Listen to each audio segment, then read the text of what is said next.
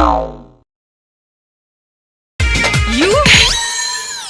तनी हथवा संभाल के रख ना, ऐसी जगह रंग लगाइब ना जहाँ तेल लगले छोटी ना। बड़ा हरामी हो बेटा। जी मैं जो चाहे पहनूं, तुम कौन होते हो मुझे सिखाने वाले? कर मेरे को जानता नहीं है ये। ऐसन कपड़ा पहन के चलबो तो लोग रंग न लगाई का घंटा बजाई। ई बिहार है, इतना उघार के चलबो तो लोग अगरबत्ती ना दिखाई।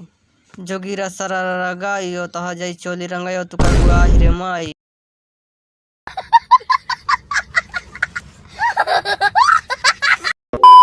अदालत में मिलल सबूत से पता चलल बा सनी देओल चोर है, रंग चुरौले रहे। यही कारण इनका अब की बार होली ना खेलल दिहल जाए।